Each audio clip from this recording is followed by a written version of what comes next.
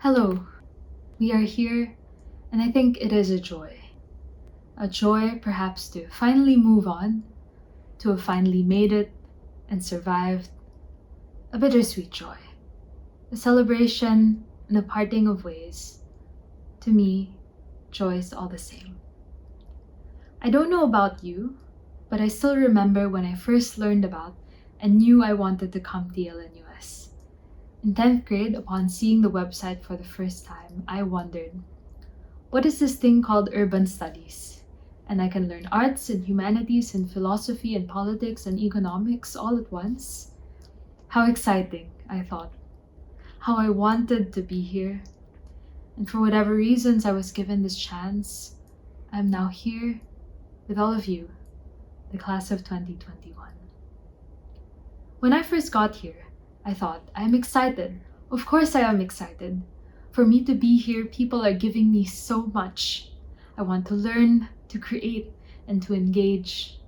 And I thought, no matter how difficult, I cannot afford to fail. Of course I am excited. But why do I feel afraid? And it's funny that I'm speaking to you now because for the longest time I felt like I could not speak in class. So I remember going to my comparative social inquiry professor saying, Professor Paul, to be honest, I truly do not know half the things my classmates know about the world. They all speak so well, and as for me, well, I don't know if I have anything new or anything good to say.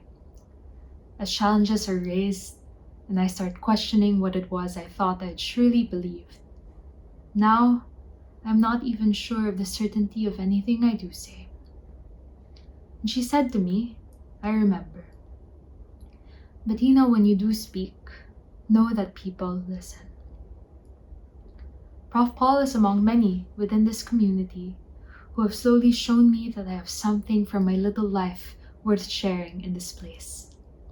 That rather than having a grasp of a grand unifying theory of the universe, what I have is that I am here, knowing that whenever I make a claim about the world or make any claim about its inhabitants, more than anything, I'm sharing something about myself, where I am, where I have been, and what it is I believe I see. Throughout these 4 years, I've learned to be braver, to share what I notice, to argue, and to be disputed.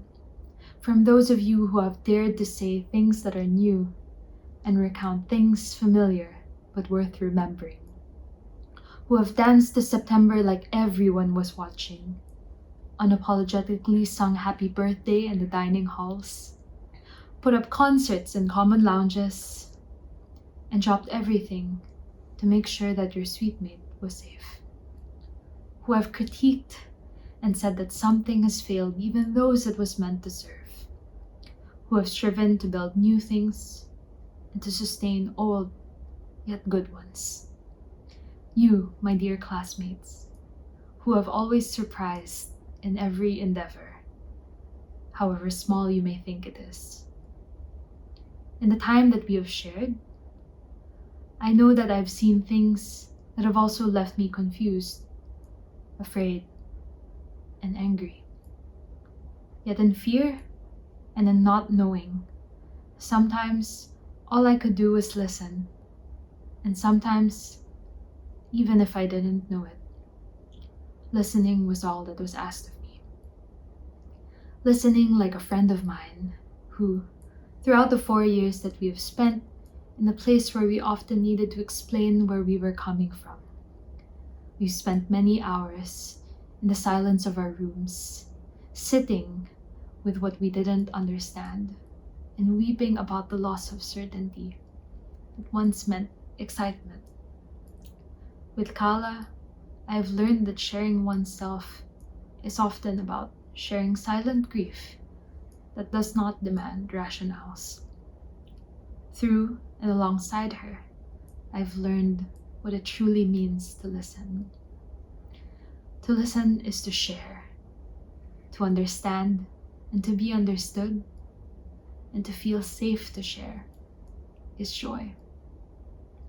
Among us, this joy might not have been shared in exactly the same ways. But my hope is that we've each found this joy among the creatures we have crossed paths with. The joys and the slow, quiet things in our rooms, those often most easily missed in the more immense of celebrations. Through all of this, I think, what a joy to be here with each of you now.